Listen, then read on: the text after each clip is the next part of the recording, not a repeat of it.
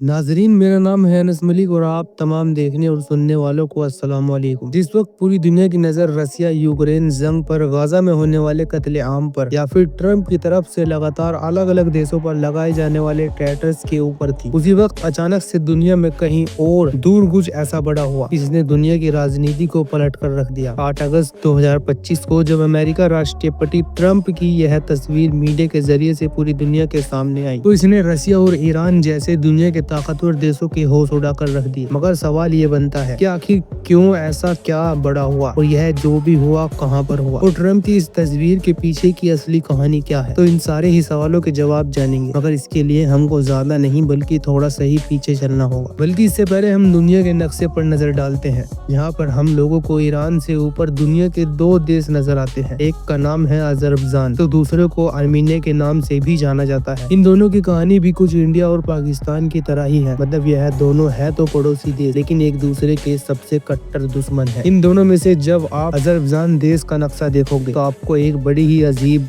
चीज नजर आएगी और वह ये है कि अजरबैजान का एक छोटा सा इलाका या आप कह सकते हैं कि एक पट्टी आपको आर्मीनिया के बीच में नजर आएगी। मतलब अजरबैजान की जो मेन लैंड है उससे पूरी तरीके से कटी हुई और काफी दूर है। सिर्फ अजरबैजान ही नहीं बल्कि 2020 से पहले तक अगर आप लोग आर्मीनिया का मैप भी देखते तो यहाँ पर भी आपको कुछ ऐसा ही नजर आता। मतलब यह है कि नगोरो कराबाग नाम का एक इलाका कि जहाँ पर आर्मीनिया के ही लोग रहते हैं, आर्मीनिया नस्ल के लोग रहते हैं, वो आपको बिल्कुल अजरबैजान के बीचों बीच नजर आता है। और वैसे यहाँ पर आप लोगों के लिए यह समझना भी जरूरी है कि आर्मीनिया और अजरबैजान की यह जो कट्टर दुश्मनी है, इनके बीच ये जो बड़ी बड़ी जंग लड़ी जा चुकी है, यह हमेशा छोटी मोटी झटकों की भी खबरें आती रहती है। उसकी मेन वजह ही यह जमीन का टुकड़ा है कि जिसको नगो काराबाग के नाम से जाना जाता है। दरअसल यह जो नगो काराबाग है, यह जमीनी एंगल से तो आप देख ही सकते हैं कि अजरबैजान के अंदर है ही। बाकी जो इंटरनेशनल कम्युनिटी है, जो इंटरनेशनल लॉज है, वह भी इसको अजरबैजान का ही हिस्सा मानते हैं। लेकिन 1990 और 91 के दौर में जब यूएसएसआर टूटा और बहुत सारे छोटे छोटे देश वजूद में आए तो आर्मीनिया ने कमजोर अजरबैजान का फायदा उठाते हुए उसके इस इलाके को अपने कंट्रोल में ले लिया। और यहाँ पर एक इंटरेस्टिंग बात यह भी है कि नगोरो काराबाग नाम के इस इलाके में जितने भी लोग रहते हैं उनमें से ज्यादातर आबादी आर्मीनिया लोगों की ही है। शायद आर्मीनिया की तरफ से इसके ऊपर कब्जा करने के पीछे यह भी एक बड़ा रीजन हो सकता है। कुल मिलाकर वक्त गुजरता गया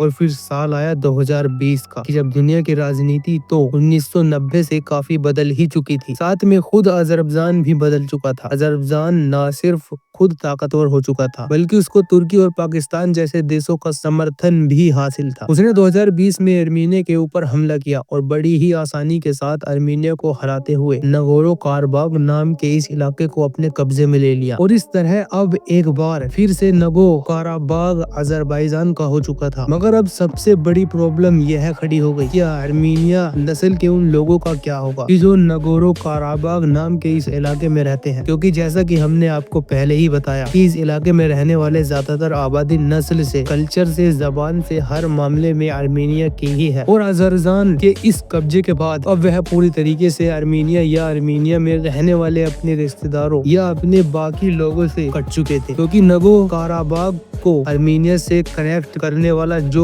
कॉरिडोर था उसको भी अब अजरबैजान पूरी तरीके से ब्लॉक कर चुका था। दूसरी तरफ अजरबैजान की हालत भी कुछ अलग नहीं है, क्योंकि जैसा कि हमने शुरू में ही बताया कि नक्शवान नाम का एक अजरानी इलाका भी आर्मीनिया के अंदर पड़ता है, जो जमीनी तौर पर अजरबैजान से ही कटा हुआ है। तो इसलिए पिछले एक लंबे वक्त से ही यह दोनों देश इसी मुद्दे पर एक दूसरे से लड़ते आ रहे हैं। दोनों के बीच जमानी जंग होती ही रहती है। मतलब दोनों हर तरह से यह कोशिश कर रहे हैं कि इनको दूसरी पार्टी से एक कॉरिडोर मिल जाए, एक ऐसा जमीनी रास्ता मिल जाए कि जिसके जरिए से यह अपने इलाके या अपने लोगों से अपने आप को कनेक्ट कर सके। आर्मीनिया तो अजरबैजान को आसानी के साथ कॉरिडोर देने के लिए तैयार भी था, लेकिन मामला इस बात पर फंस गया था कि कॉरिडोर दिया कहाँ जाए। क्योंकि जहाँ एक तरफ आर्मीनिया अजरबैजान को कहीं बीच में कॉरिडोर दे रहा था, तो वहीं दूसरी तरफ अजरबैजान बस इसी जिद पर अड़ा हुआ है कि उसको कॉरिडोर तो चाहिए ही है। साथ ही साथ बिल्कुल साउथ से जुड़ा हुआ यानी ईरान के बॉर्डर से लगा हुआ चाहिए। इसके लिए जाहिर है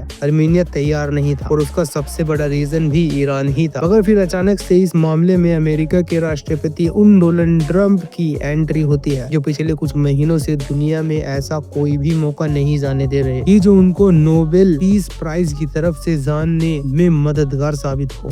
बस फिर क्या था, दोनों ही देशों के लीडर्स को अमेरिका में बुलाया और डील करवाई दी। आर्मीनिया अजरबैजान को ईरान से लगा हुआ वही कॉरिडोर देने के लिए तैयार हो गया, जिसकी न सिर्फ वो खुद बल्कि ईरान भी लगातार मुखालिफत करता आ रहा था। और इससे भी बढ़कर एक और हैरान कर देने वाली चीज जो इस डील से बाहर निकल कर आई वो यह थी कि यह जो कॉरिडोर होगा इसको मेंटेन करने या इसको मैनेज करने का या जो कुछ भी इससे जुड़ा हुआ काम होगा वो सब कुछ अमेरिका देखेगा। मतलब अगले 99 साल के लिए यह पूरा कॉरिडोर अमेरिका को दे दिया गया था, जिसका सीधा सा मतलब यह हुआ कि पल भर के अंदर किए गए इस एग्रीमेंट के बाद अमेरिका, नाटो, यूरोप, इजराइल सारे के सारे प्लेयर्स इस जगह पर आकर बैठ चुके हैं। इसका सबसे पहला और सबसे बड़ा झटका तो रसिया को ही लगा, जो जाहिर है पिछले 3-4 साल से यूक्रेन से जंग ही इसलिए कर रहा है ताकि वो नाटो को अपने से दूर रख सके। लेकिन किस्मत का सितम देखिए कि इस डील के बाद अमेरिका और नाटो यहाँ आकर बैठ चुके हैं, जबकि जो दूसरा बड़ा झटका लगा वह ईरान को लगा है। इसकी सबसे पहली